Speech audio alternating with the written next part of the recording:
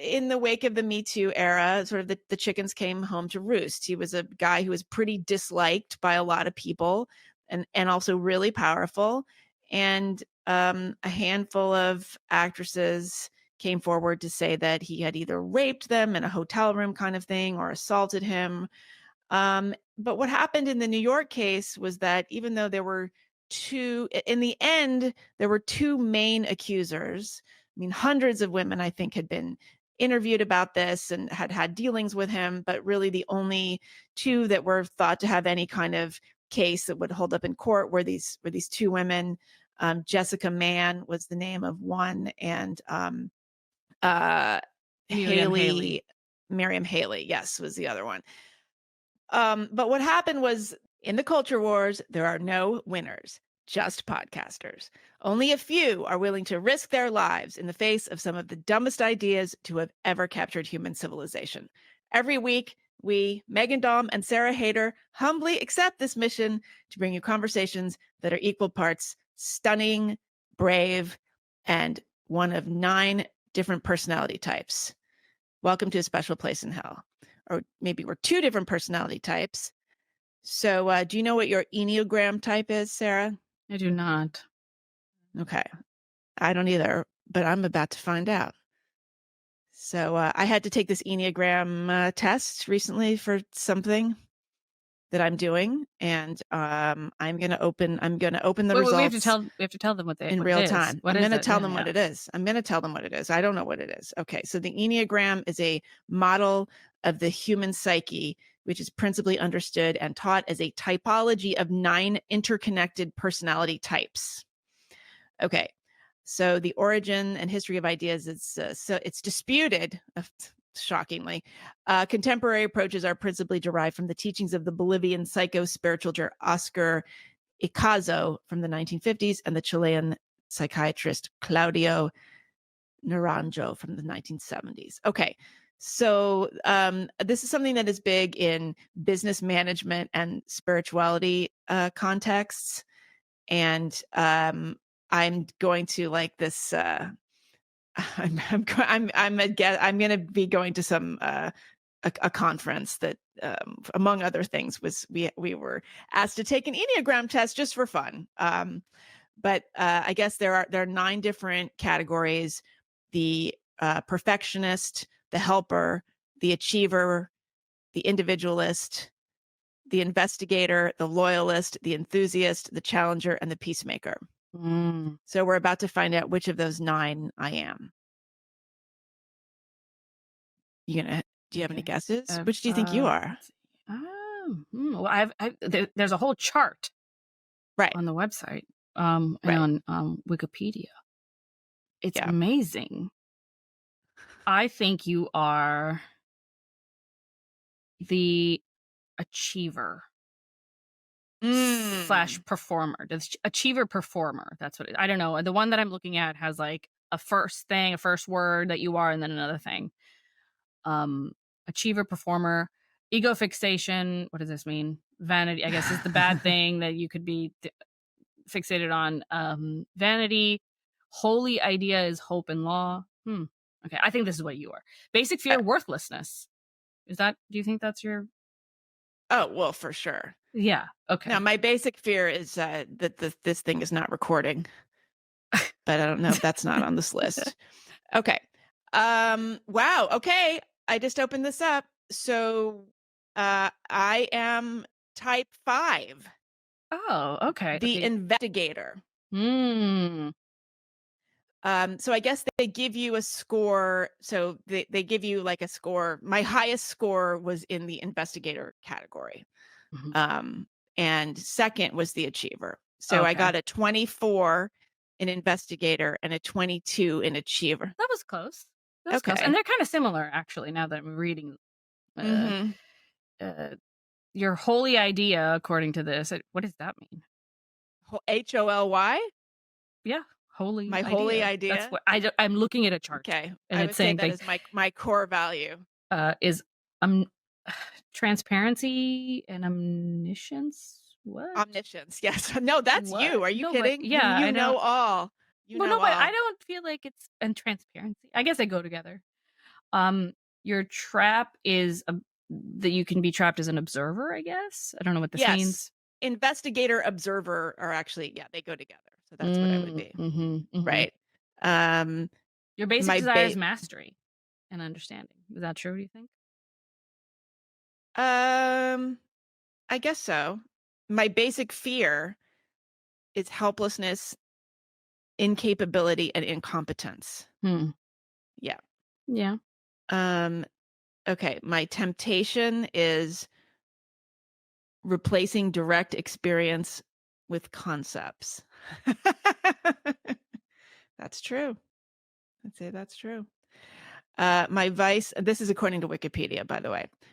My vice or passion is avarice, and my virtue is detachment. Aha. Very See, interesting. people have said that my vice is detachment. So I like this. I like this reframing. Mm-hmm. Okay. So Okay. yeah. Hmm. So I came in second for achiever. I came in third for individualist.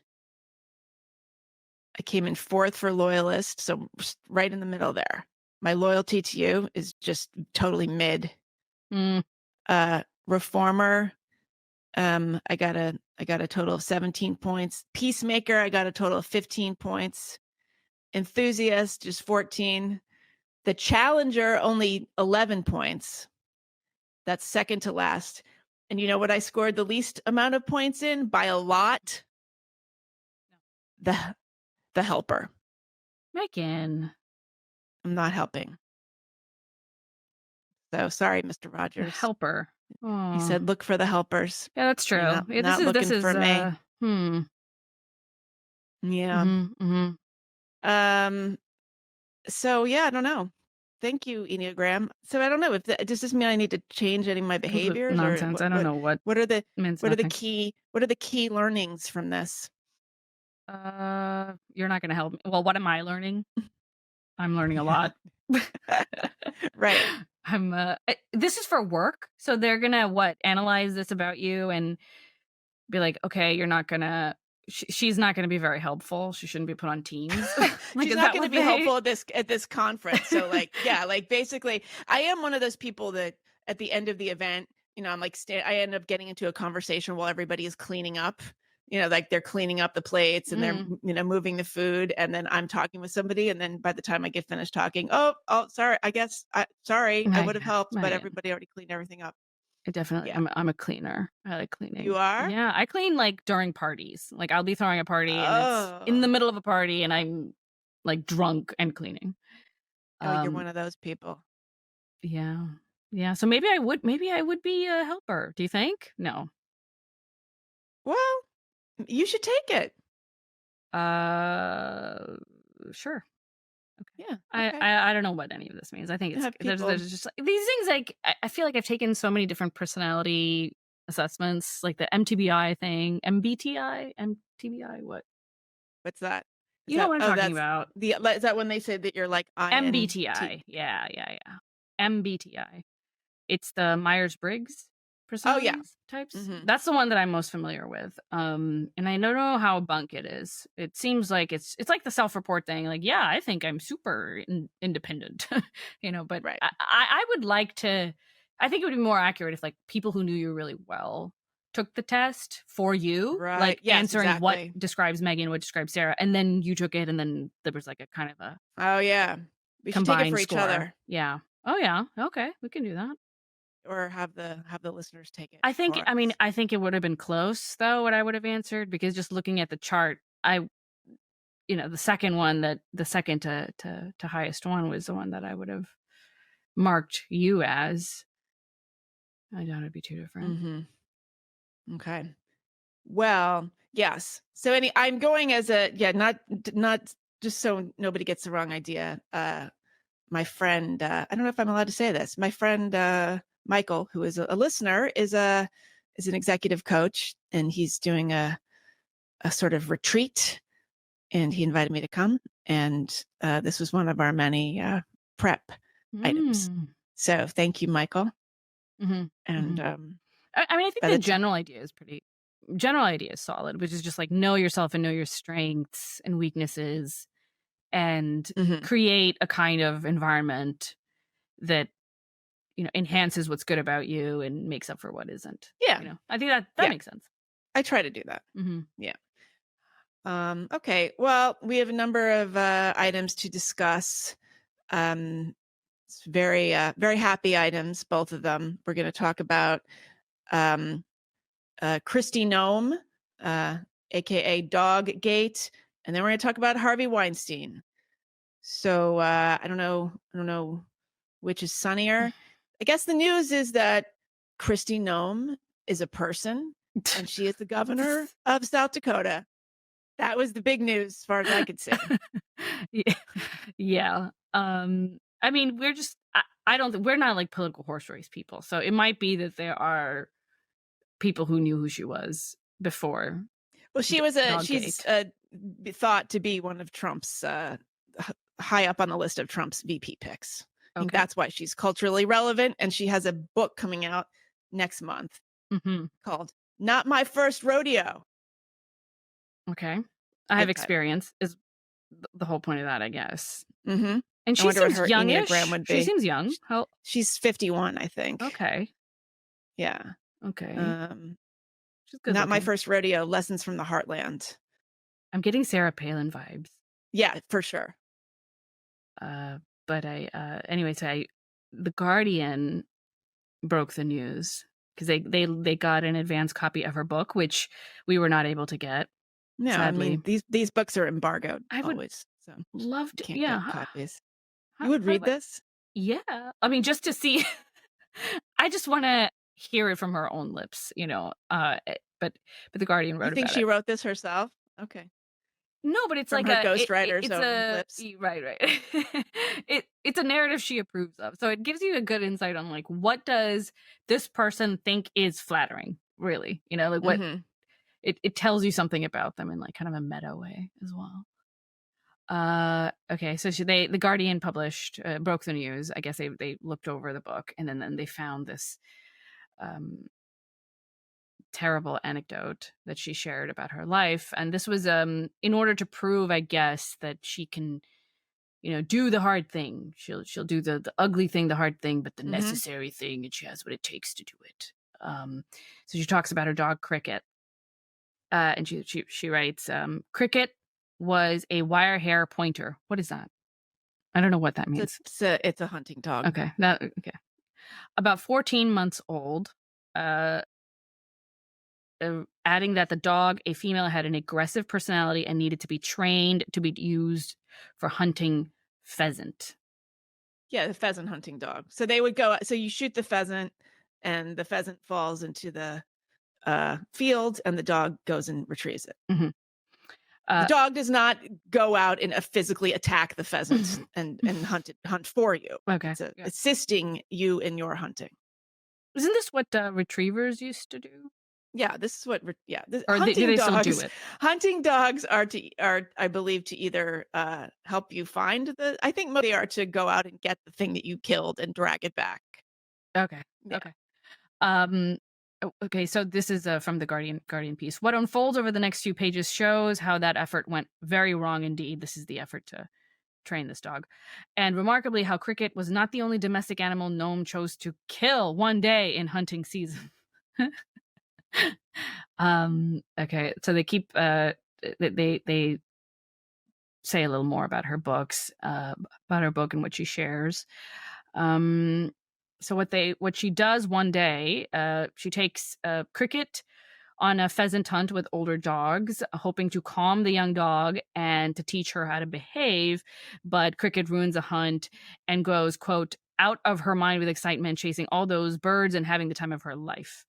Noem describes calling Cricket, then using an electronic collar to attempt to bring her under control. Nothing worked. Then, on the way home after the hunt, as Noem stopped to talk to a local family, Cricket escaped Noem's truck and attacked the family's chickens, quote, grabbing one chicken at a time, crunching it to death with one bite, then dropping it to attack another. That's a horrifying. It's a horrifying scene. Cricket What? just needs ADHD medication. That's all. Crunching it to death? Like, just, like, right Cricket at the head or right at the Cricket neck or something? needed a timeout, needed to see a therapist, needed some medication, maybe an IEP eventually, just needed some special services. But okay, fine. They're standing around, she's talking with her neighbor. I hate when this happens when I'm talking with my neighbor. I believe me, it's really embarrassing. When Okay. Noem finally grabbed Cricket, she says, the dog, quote, whipped around to bite me, end quote. Then, as the chicken's owner wept, because this is a whole Greek drama, Noem repeatedly apologized, wrote the Shock family a check for the price they asked, and helped them dispose of the carcasses littering the scene of the crime. Through it all, Noem says, Cricket was the picture of pure joy. So happy with herself. I'm sure. This is a Cricket was delighted with sociopath her actions. dog. Yes. Yes. I hated that dog, Noem writes, adding that Cricket had proved herself untrainable and dangerous to anyone she came in contact with, and less than worthless as a hunting dog. At that moment, Noem said, I realized I had to put her down. And so she, gets her gun and leads the dog to a gravel pit and then does it. And then after it was over, realizes that that's not the only dirty deed that needs to be done by somebody strong, but A strong tough. woman. Mhm. As the Guardian puts it, incredibly, Noam's tale of slaughter is not finished.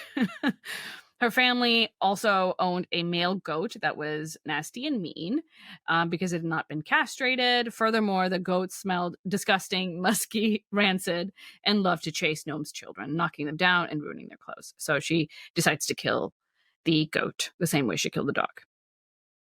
Okay. So, this it was causing a huge stir. People are very, very upset about this and angry. This is a huge story. It's all over the place. Everyone on Twitter was posting photos of their own dog as a sort of I would show of never. solidarity. I know. I also posted a photo of Hugo, who I've never shot, but he's on the verge of shooting me pretty much all the time. Look, I hate this story. I don't think this is the way to deal with this kind of situation. However, a lot of stuff happens on farms that people not on farms with pets don't want to think about. I've actually lived on a farm, believe it or not. And yeah, stuff happened to animals that I really don't want to talk about and that were, was quite upsetting. However, frankly, it was the most humane thing to do. Tell me what is less humane. Shooting your dog on the spot in a moment of joy after it has had the time of its life, killing a bunch of chickens, and immediately causing no suffering to the dog whatsoever, or letting your dog suffer well into old age when it is sick, when it maybe cannot walk, because you can't be grown up and put it down. There is absolutely no reason to keep an animal alive when it is suffering. It's the epitome of human selfishness, and I see it all the time. And I think people really need to stop and think about this. Okay, so I don't have any dogs, and I can't, speak to, the love a woman has for her dog. But okay, so pushing back a little bit on what you just said, people might say, well, Cricket was not suffering. Like Cricket was happy. Cricket was having the time of her life. Mhm. So putting her down was unnecessary. Maybe just take her away from like that specific activity or put her away from animals, I guess, like other animals. Rehome her, maybe. Yeah.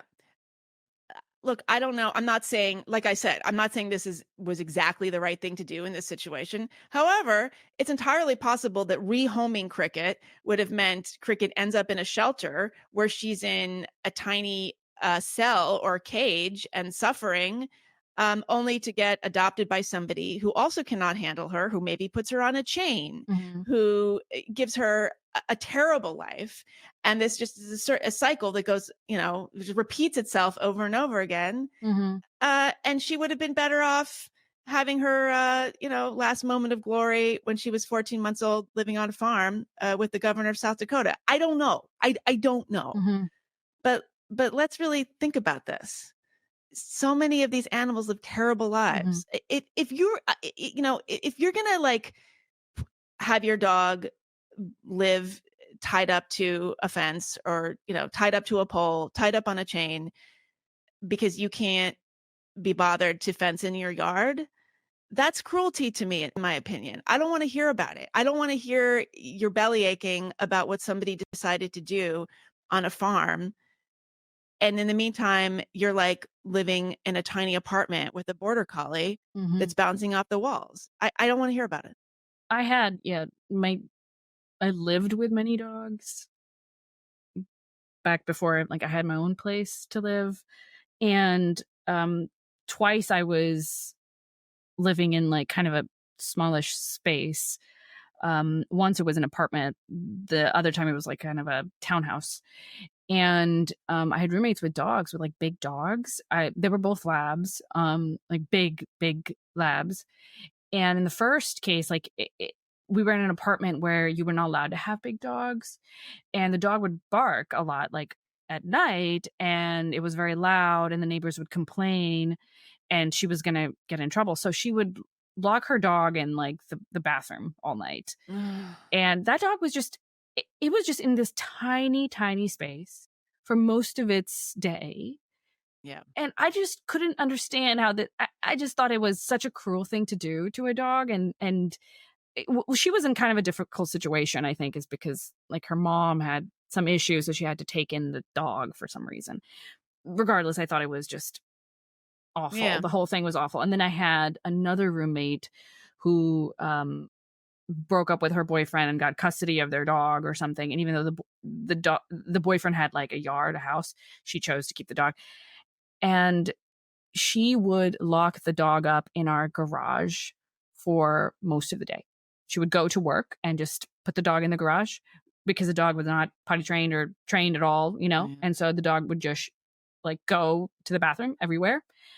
And yeah, that was her life, was like caged in. And that Yeah. dog was afraid. Like whenever I would let her into, you know, our house, like when I'd be home and I'd be like, oh, this poor dog, you know, she would be frightened, you know, and she would go everywhere, like go to the bathroom everywhere. Like, I don't know, maybe what was going on with Yeah. her No, it's so psychologically, but it was sad. It's horrible. terrible. It was It's horrible. terrible. I Yeah. contemplated calling somebody or saying something because I felt like this was abuse, what she was doing.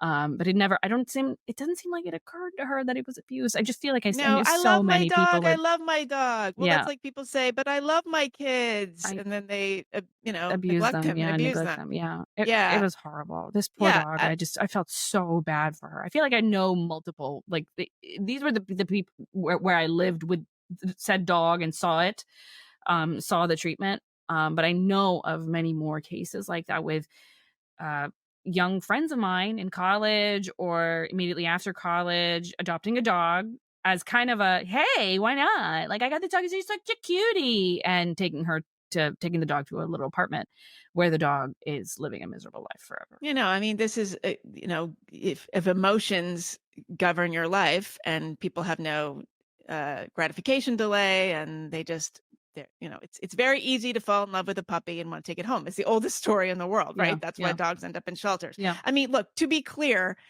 I think cricket probably a better thing to do would have been to try a little bit harder to find somebody who could train cricket. I don't think, South Dakota is probably not full of uh animal trainers who are Yeah, trying to get shelters and like, TV yeah. deals on Animal Planet channel the way we have in Los Angeles. And not every dog trainer I know in New York or LA is like trying to get a deal as a celebrity dog trainer or influencer. So I'm not saying it's the same culture. Please don't take this out of context and tell everybody that I'm saying that Kristi Noem did the right thing. I'm just saying let's look at the big picture here. Um, People are very emotionally irrational about animals. And I find it especially rich that PETA, of all places, People for Ethical Treatment of Animals, is issuing statements decrying this action. that Kristi Why do Noem you did why? because PETA is euthanizes more dogs than more animals than any other quote unquote rescue organization there is. Their shelters are like, massive kill shelters. And actually they do so they have an ethical argument about that. I mean, Ingrid Newkirk, who, I don't know if she was the founder of PETA, but she's sort of the most famous leaders associated with it, was like known for taking dogs out of abusive situations, sort of, rescuing them and quote unquote rescuing them and then having them euthanized. Now, they could make an argument that that is actually a more humane thing to do. It's similar to the argument that I'm making. And obviously everything's on a case by case basis, but if you've got a dog that is, has been traumatized, that is damaged, that is pretty clearly not going to be able to be rehabilitated. And if that dog is either going to live its life tied to a pole on a very short leash or be euthanized, tell me which is more humane. Have you ever Really. seen a dog or any animal be killed? My own. I've No? euthanized my own dogs. Mm, I mean, my dog Phoebe, I had a Saint Bernard who was a rescue, and she had mm, been, she was probably like a pit Saint Bernard mix, but she was mostly looked like a big Saint Bernard.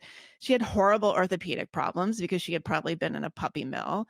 And I don't know how old she was. She was probably 6 years old, and she was actually, she was not very sweet. She was sweet with me, but she had a messed up temperament and was not reliable with other dogs. And she would get aggressive with other dogs, and she was scary. So she was like a lot to manage. mhm, And it got to the point where she couldn't walk anymore. She had horrible orthopedic problems because of her terrible breeding, and she had no other health problems. And I had to make a choice to, either have her every time I took her out, I could have had a sling to yeah, prop her up so she could walk, which was actually what the vet was recommending, or I could put her down. And I put her down.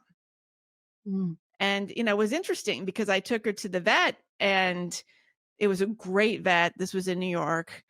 And they were kind of giving me these options, like, this is what you can do. And I had been treating her for quite a while to help her. She was on steroids. She had actually gotten a lot better. Her walking was better. Like, she had a pretty decent quality of life. I had done everything I could to help her. And then just everything stopped working. She was not going to get any better. And the vet was like, well, you can do this, this, and this. You can have a sling every time you take her out.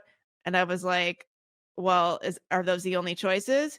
And I said, and this is what you have to say to these vets. I said, what would you do if it was your dog? And this vet, he was actually a neurologist. mhm. Phoebe was going to a veterinary neurologist because part of her problem was actually neuroskeletal. Okay. And the vet started, he was a pretty young guy. He started crying. He Oh, choked up. no. And he said, well, you got to consider her quality of life. And Mhm, so I put her down. mm, And, it's so funny. Even me, after my whole rant, I had neighbors, they said, oh my gosh, you put Phoebe down. And a few of them said, yeah, you did the right thing. It was time. She was in pain. And nobody could tell you. It's like, you can't tell your neighbor that they should put their dog down. mhm, Um, you just can't say that kind of thing, and nobody can see it. It's very hard to see your own situation. You can look at other people's. So no, it's hard. And before people yell at me for having a big dog in the city, I would never have like a lab or a border collie in a small apartment. I have had Newfoundland. Hugo's in Newfoundland. I did have him in a New York apartment, and I had Phoebe Saint Bernard in a New York apartment, and those dogs actually do fine in apartments. mm, It doesn't have to do with the size. It mm. has to do with the temperament of the dog. And I always worked from home. I would never like leave a dog For alone for long hours, periods days, of time. yeah. No, I always work from home. I take them out all the time. They had a good life. Mhm. So anyway, my prediction is that actually the backlash to the backlash for Kristi Noem is going to be such. This is going to help her This is gonna help her in for the long sure, run. yeah. Yeah, Because I this think is a lot of gonna people will read that story and they'll be like, "That she's not a villain for doing no, and this." they're gonna be like these libtards with their dogs, all these childless pet owning cucks Yeah, are yeah. are exactly, the enemy here. So well done. Oh, yeah, it's just a virtue Well signaling done, thing. It just it's message irritating. machine. It's, Yeah. it doesn't feel I watched a segment, I don't know, it was on MSNBC or something about the story, and they were reading from the same Guardian article, and they were just like, "Ah! Ah!" Yeah. And I was just like, what is I don't know what we're reacting to here. This is just she's describing a life that, one, you don't live, right?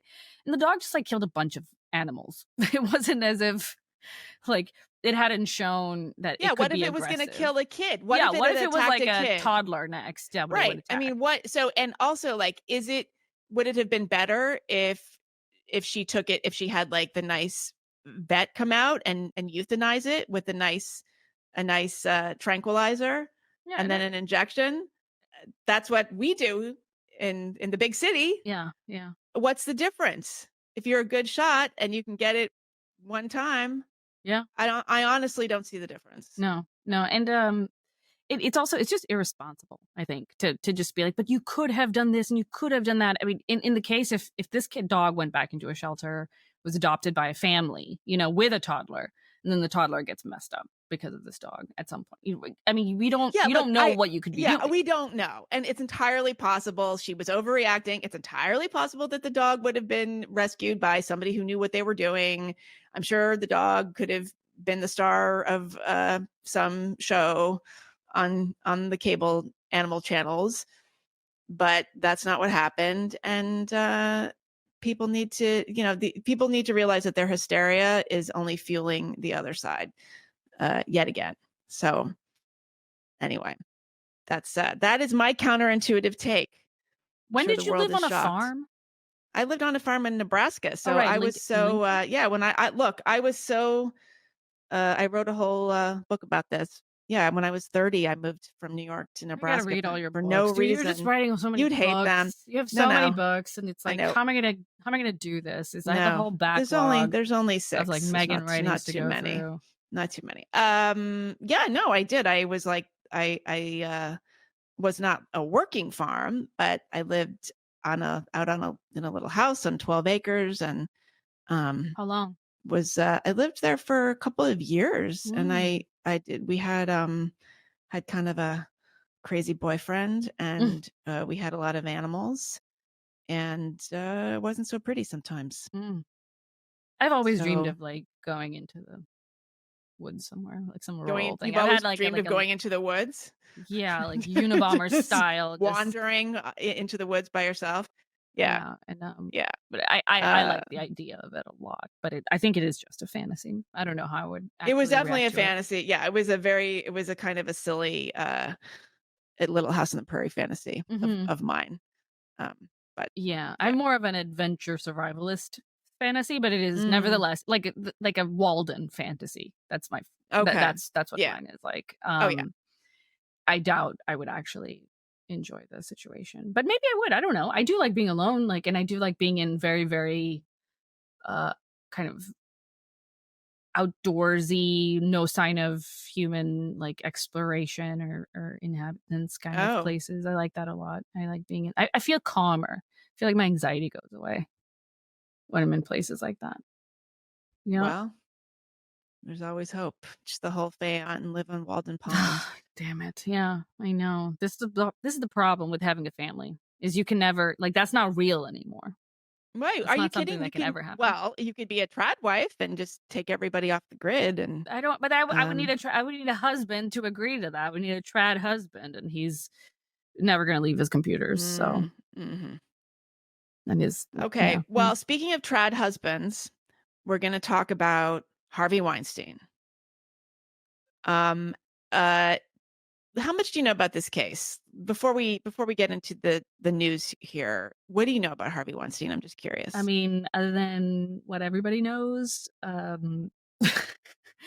know what everybody knows, and that's it. But about the actual trial and the case, I don't think I paid too much attention at the time. I was paying attention to the Me Too scandal, and the movement that it spawned, but not in particular like the details of that court case. But it turns out I should have been. Um, because Yeah. it was thrown out, right? Like, Yeah. So there were two cases, one in California and one in New York, rape and sexual assault cases against Harvey Weinstein, Hollywood executive, probably, one of the most successful Hollywood producers in probably in Hollywood history. I mean, he's responsible for movies like Shakespeare in Love and Cinema Paradiso, and was really sort of like the godfather of the independent film movement. He mhm. founded Miramax with his brother Bob Weinstein. So he was a notorious bully, just really, really very powerful, and everybody sucked up to him. But he was very scary, mercurial, very abusive to his staff and others. And it would get into situations with actresses where it became very transactional. So he would be making clear that if they did him certain sexual favors, he would repay the favors by potentially casting them in a movie. And in the wake of the Me Too era, sort of the chickens came home to roost. He was a guy who was pretty disliked by a lot of people, and also really powerful. And a handful of actresses came forward to say that he had either raped them in a hotel room kind of thing or assaulted him.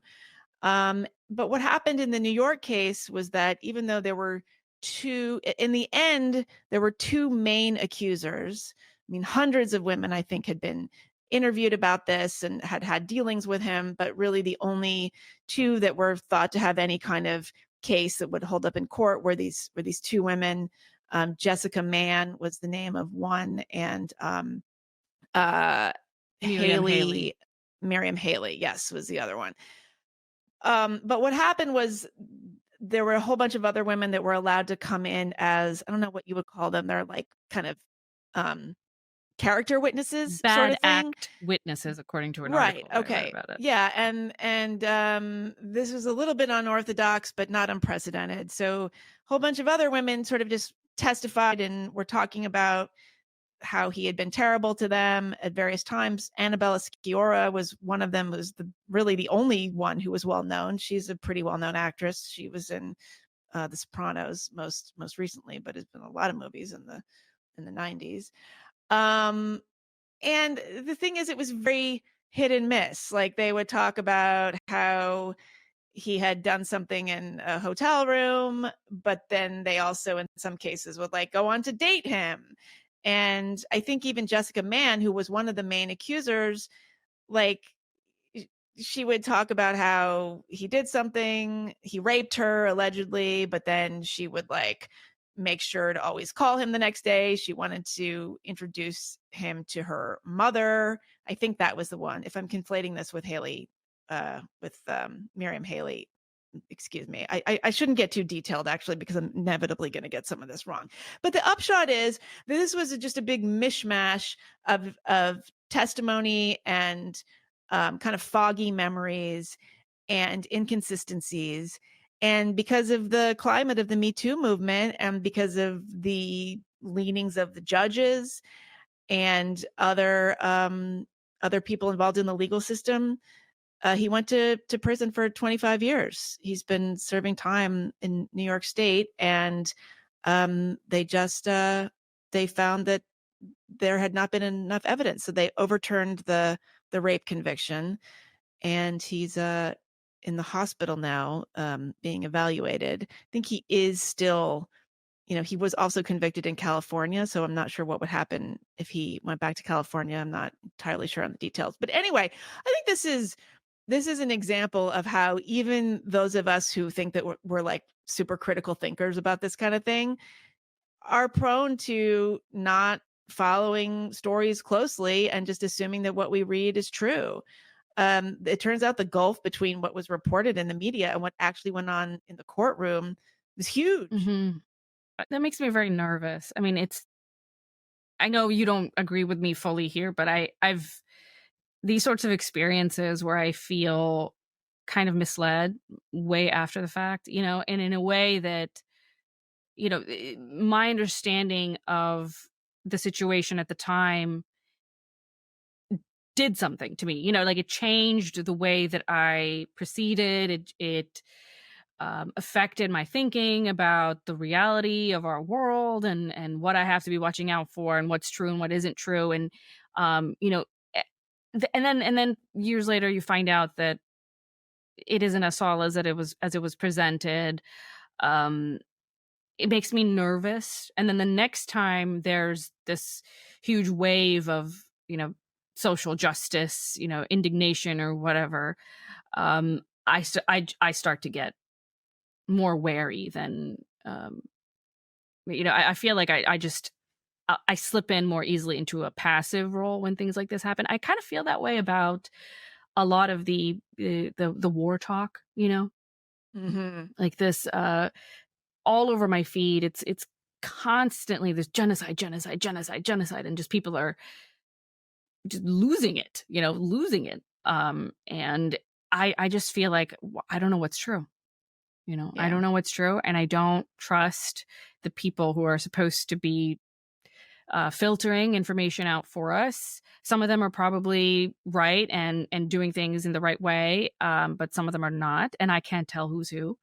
So I think it's just better to take on, you know, kind of a passive role and wait it out until, you know, 3 years later, 5 years later, we can cool down and take a more measured approach. I don't like feeling this way though, you know? It just makes me No, feel I don't very either. helpless. It makes me feel crazy, and it makes me feel cynical. Helpless, I think, because it's And like I don't know yeah. I like knowing what's going on in my world, and I like feeling like I know what's going on in my world, I should say. Because maybe I've never really known, but I like being able to think that I can trust the information coming my way, that it is more signal than noise. Yeah. And I just don't feel that way about so many things. And so there's bound to be a time where I, you know, sit back and take this position of we don't know yet, when clearly something is happening. You know, like it's the girl who cried wolf kind of a thing, or boy who cried. Was it a boy? It's a boy. It's a I don't know boy, why you have to be right? so gender essentialist I'm about sorry. it. Could have been a It girl. could have been a Girls are girl, just but as capable of crying wolf as definitely, boys, if yes. not more so. If but you know, Um, it's that kind of thing. Like sometimes there will be a true, you know, injustice that plays out right in front of our eyes, and I won't know whether to believe my eyes, you know, because my eyes, quote unquote, are these no, I know. journalist accounts that I just can't trust it. The thing is though that even back in 2020, people were sounding the alarm about this. I mean, I Mhm. remember following the story and being like, "Wait, why? Why are all these women testifying and why are they saying things that have nothing to do with this?" Yeah. It seemed very strange. So, and there was even some press coverage. It was, remarkably, there's a piece in The Nation by Joanne Wipajewski. I don't know if I'm pronouncing that correctly. In The Nation, of all places. Okay, this is from February 2020. Why Harvey Weinstein might walk. And so she was reporting on this case for The Nation. And I'm just going to read a little bit from her piece because she talks about being with a group of reporters, in the courtroom every day. This is a media circus. People are packed in there every day. So Joanne writes, a group of us had been talking after listening to direct and cross-examination of Jessica Mann, whose claims were central to the prosecution's case. Okay, she says these are 4 New York strangers, 3 women, 1 man of different age and class. Okay, this is from 2020. 1 Black, 1 Latinx, 2 white, an independent filmmaker, an activist, a recent college graduate, and me. So she's talking about people who are just sort of watching this. I don't think they're all reporters. She said, unintentionally, we were thinking like jurors charged to decide if the state was meeting its burden of proof. We had doubts. Our conversation echoed those I'd had before and those I'd have in the coming days with others on the public line, backed against a wall, waiting for scarce seats in a large courtroom already filled with guests and more than 100 100 credentialed reporters. Those reporters, so she's talking about most of the reporters covering this, betrayed no curiosity about the public observer's assessment of events, at least not that I witnessed across many days I attended. On the elevators and in the restroom, their banter stopped abruptly when they noticed us. So I'm assuming she's talking about reporters from the New York Times, NPR, all the usuals. Okay. For the most part, their dispatches parroted the prosecution's narrative. The public line was scrappy and searching. So, she's a young woman who days earlier had argued away the contradictions in a prosecution witness testimony had decided it is a very weak case. News accounts I'd seen only emphasized the strength of the case. All right. So uh, this is a remarkable piece. The fact that it's published in The Nation is pretty amazing. Yeah. This writer, I'd actually love to have her on the show. She's the author of a book called What We Don't Talk About When We Talk About Me Too. That came out in June 2020. Sounds like an interesting book, actually. Amazing. Yeah. I didn't hear about it. I did not read about that book in the New York Times. Maybe I missed it. But yeah, it's amazing that this kind of thing is allowed to happen.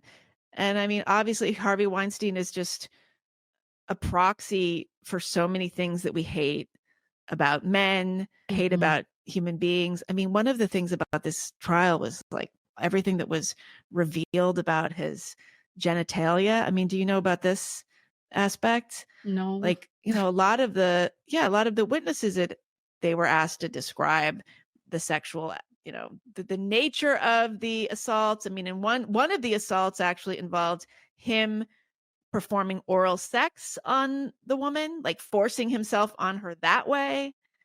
And then it came up that he was not exactly sexually functional. And then they talked about him being deformed, about him being smelly and sweaty. I mean, he was absolutely just made into this grotesque monster. And, I was digging around a little bit about this. It turns out that he had this terrible condition called Fournier gangrene, which is like a bacterial infection that you get in your, crotch, basically. And I think this was in like 1999 or in the 90s sometime, and they like took his. This sounds made up, but this is what's been reported. They took his testicles and like removed them and then sewed them on to his inner thighs. It's just bizarre. What? Yeah. What? And this was right. And this was being discussed in the courtroom, and God. he was being mocked. Yeah. I mean, this is absolutely catastrophically humiliating, which is really all anybody, I think, wanted for Harvey Weinstein. I think they wanted him to be humiliated and just forced to be bullied by the people he had bullied. I mean, this is a guy who threw sandwiches at his assistants, threw phones would go into rages. His own brother, with whom he had formed Miramax, severed ties with him. I mean, the guy's really messed up. There was in the piece in The Nation from 2020, there was a really interesting segment about the discussion of his body that I thought was pretty interesting. So I'm just gonna like read directly from it. It was what you said, that he was described as already a metaphorical monster. He was made a monster at trial, physically deformed, abnormal, intersex, disgusting, scarred, grunting with bumpy skin, lumpy semen or no semen, fat, hairy, stinking of shit, poop, a beast, unmanned, subhuman, possibly autistic, but also a genius. Never has body shaming and the beauty trap, the normal trap, quote unquote, been so wielded as a weapon of presumed progressive justice. As my fellow observer suggested, the shaming of Weinstein inevitably required that his accusers be ashamed too. Jessica Mann said, honestly, I felt compassion for him and also spoke about the quote unquote negotiation. I thought we were creating a fantasy as if we were having normal sex.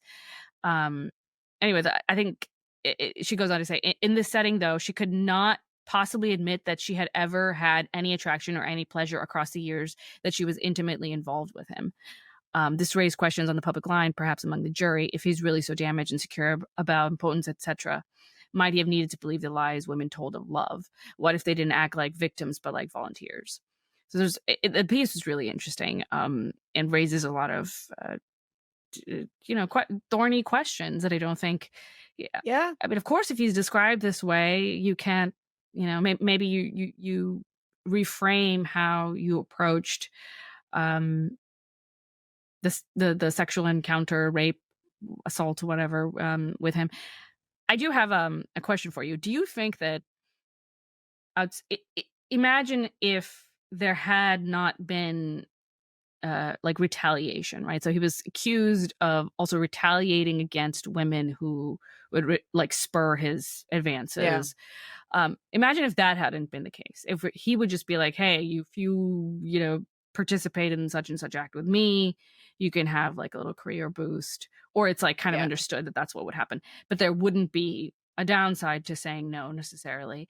If that was what had actually happened, or if that was happening today, do you think that that's a problem necessarily? That would have changed the game. Yeah, I think that's a really good question. Well, it makes me think of the Louis C.K. stuff, right? Because a lot of the real problem that the women had, so the idea was that he was always asking these women if he could masturbate in front of them, and sometimes they said yes and sometimes they said no. And the real grievance wasn't that he had done that, but then he allegedly retaliated against those who said no, or that his manager, so a couple of them had said no, including one that was just like on the phone or something, who felt like she couldn't hang up the phone. And I guess the story was that his manager then approached them and said, "Hey, if you tell anybody about this, there are going to be repercussions for your career in comedy," and tried to shut them up that way.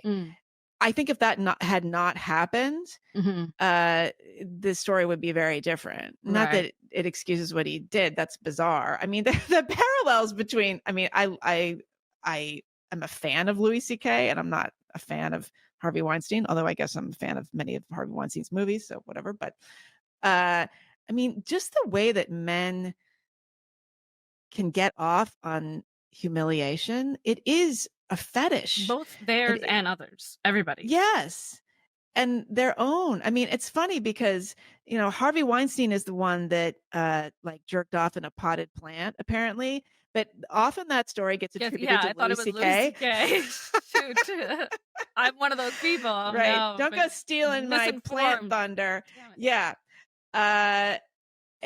It's interesting, isn't it? Well, I want to read a little bit more from this Nation piece, actually, because this is so Jessica Mann.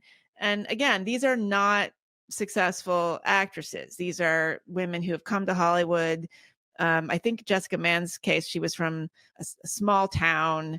She the one that was from a dairy farm? Again, I don't mean to be conflating Miriam Haley and Jessica Mann, but in any case. Okay, so Jessica Mann spent the longest time on the stand.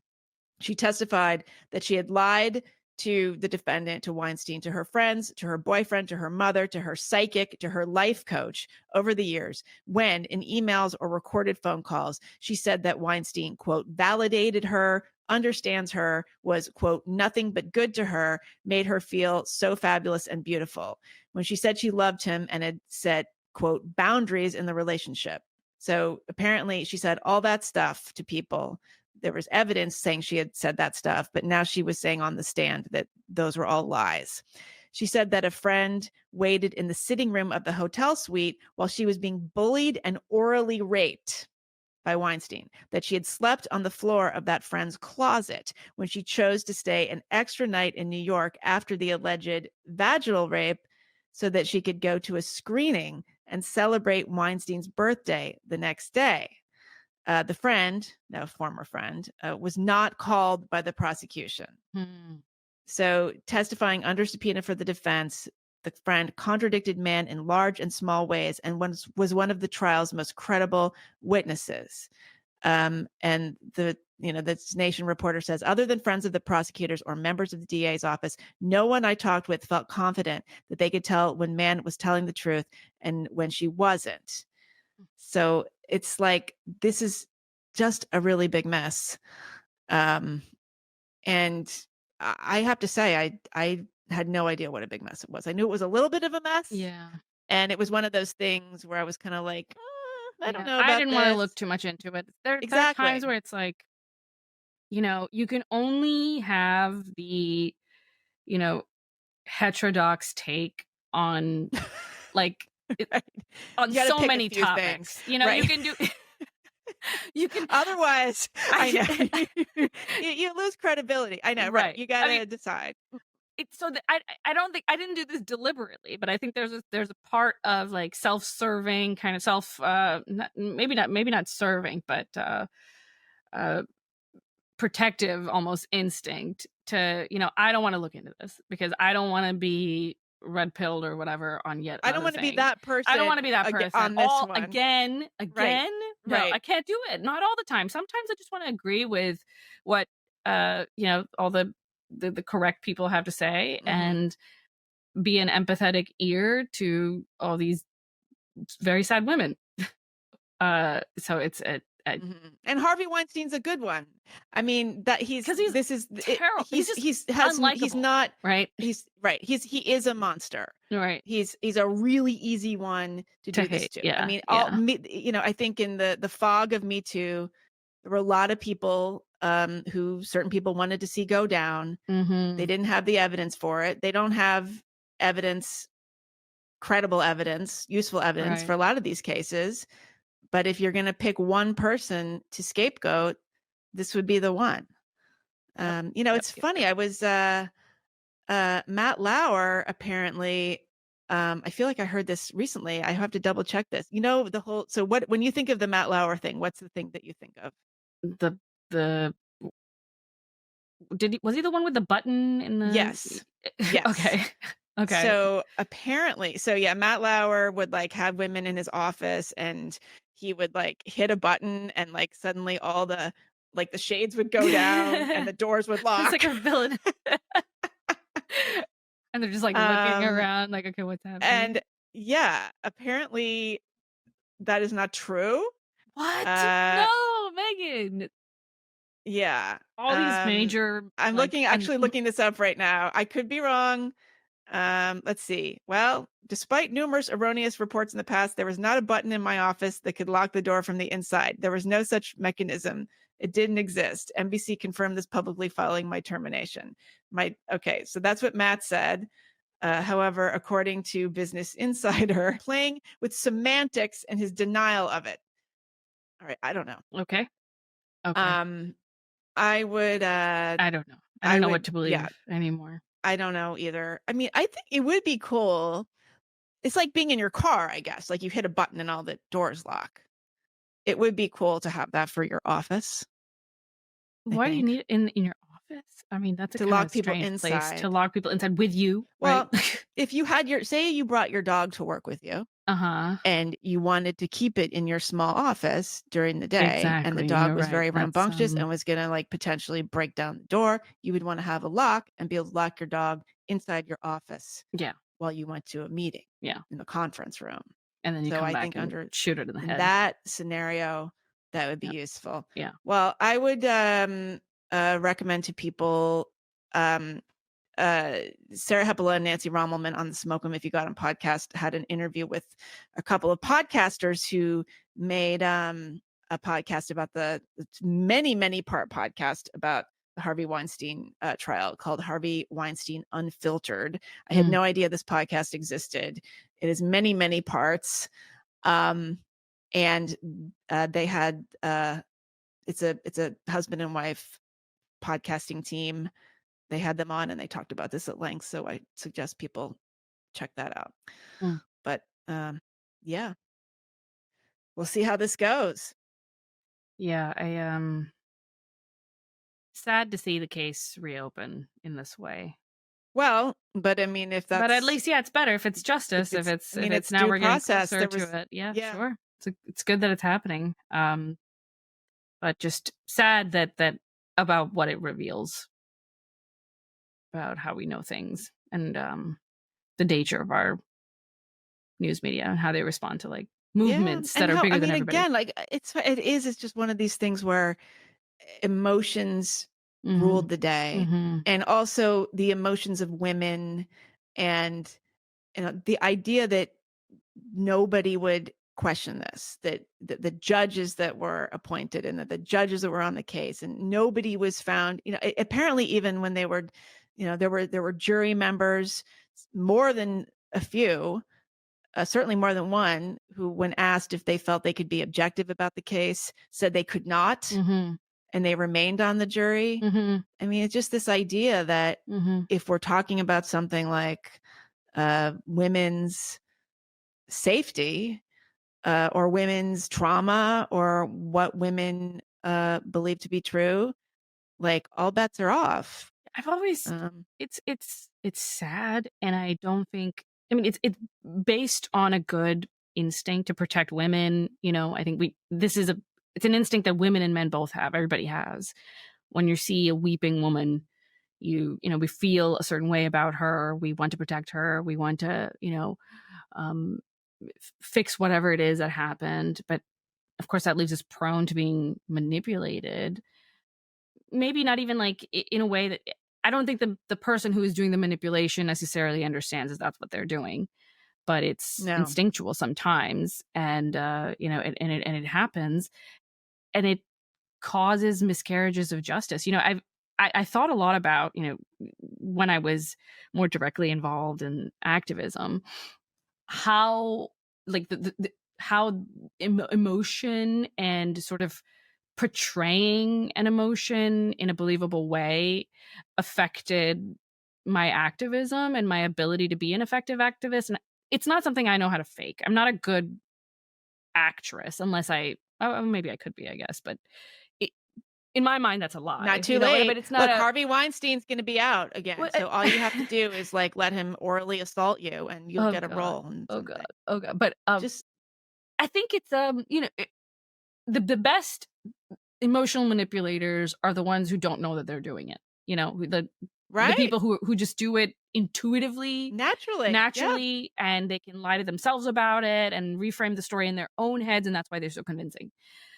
And I often found that when I was, posed as, the anti-Islam, like, hateful woman, next to some, very sweet hijabi who's very sad about how she's being treated, and she's, emoting a lot, and I would often feel like, oh, I'm being, like, this is not a fair fight at all, like, this is not, as if I'm set up to fail, and no matter how strong my arguments are, no matter how right I am in this specific instance, um here I'm this is just uneven terrain. And then, I felt pressured to, maybe I should be emoting a little bit more myself, like, maybe I should be putting on an act too, because I'm an ineffective activist, because I can't do the full performance of, victimization. I just present this, like, argument, and that's just not how it works. I thought about that a lot in the case of Ayaan Hirsi Ali, who's a very, like, I don't know if you've seen her in, like, an interview or anything, like, when she's talking, but she's a very, she's a very dignified kind of woman. She speaks in a very thoughtful way.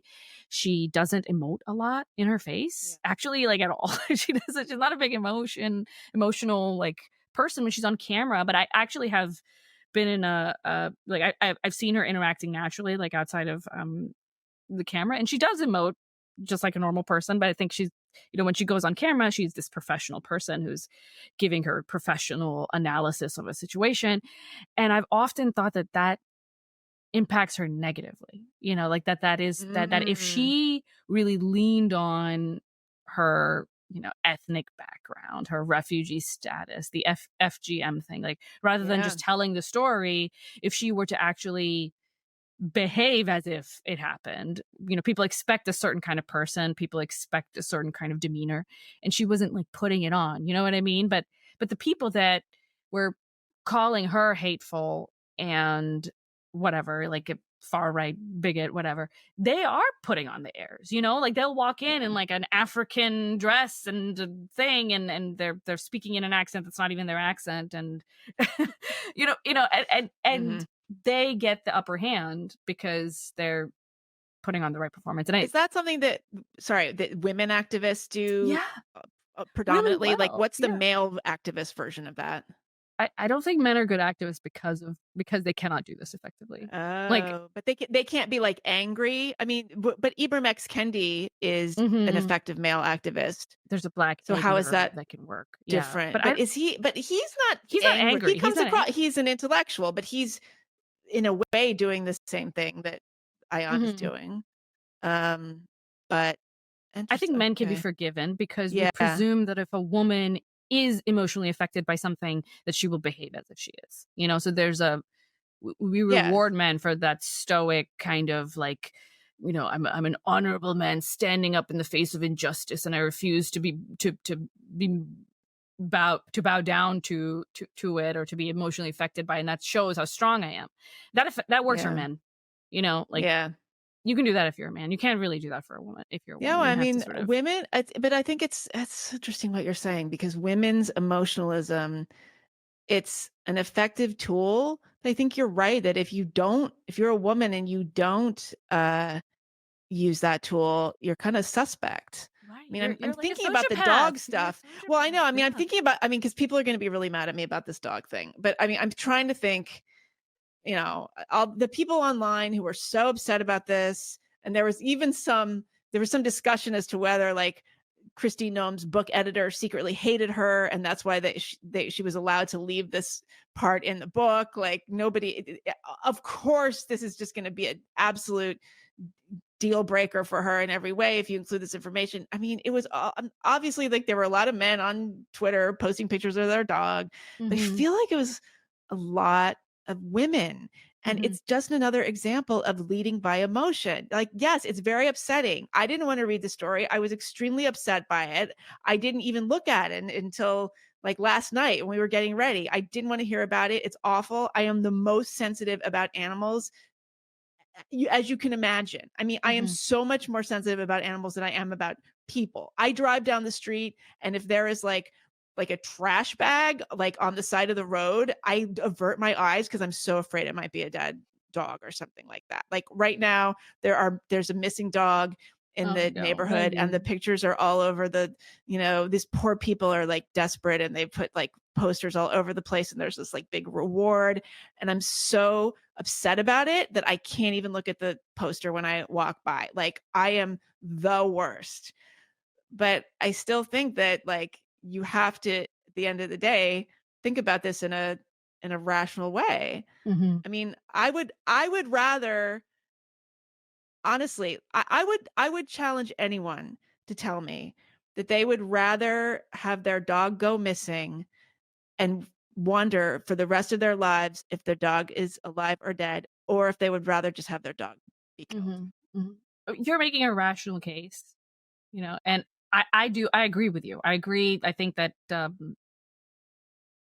what she did wasn't the best thing to do, but it wasn't out of the bounds of, like, rational, responsible behavior, No. especially in the case of a farm. And but to be this kind of woman, this cruelty, like when it is attached to a woman, is so damaging, especially to I know. a I wonder public what a servant. Yeah. if a man had done that, if a man had written that in a book. I don't think it'd be a news at all. I don't think the I mean, Guardian would I have think picked it it up. but it like, what if it had been like the dog was really sick and it was suffering, and so Yeah. I killed it. I mean, that goes on all the time. That's heroic. Well, didn't Mitt Um Romney do something with the put a dog Mitt on Romney put the his Irish setter allegedly on the top of the car mm, uh, on a family vacation. I think I wrote about this at the time, although of okay. course I can't remember what I said. But it's one of those things. But Like, yeah. he's a very big family, and the dog couldn't fit in the car. And I was one of those things that everybody ran away with this. And Mitt was like, no, no, no, you don't understand. Like, the dog loved it. Like, the dog like, it was a whole. We had, like, a great, like, carrier for it, and it was like the wind was blowing in its hair, and it was safe, and it was better up there. I mean, I don't know. I knew a guy who used to take his dog paragliding, Oh he my had this God. incredible dog, and he like was a paraglider, was like super outdoorsy guy, and this was a rescue dog, actually, beautiful, pretty big dog, and the guy would like had a whole harness for her and would like, put her in the thing, and he would like, have her against his body, and they would go paragliding. And every time he got out the equipment, the dog would run, couldn't wait to get in the harness, couldn't wait to go up and do Okay. it, was so Well, then, excited and if loved that's the it. case, if So I that's don't know. dog loves it. I'm not, so I you just don't know. Okay. But yeah, please please don't get me wrong. I'm so sensitive about animals that it's almost like an impediment. Like I can't.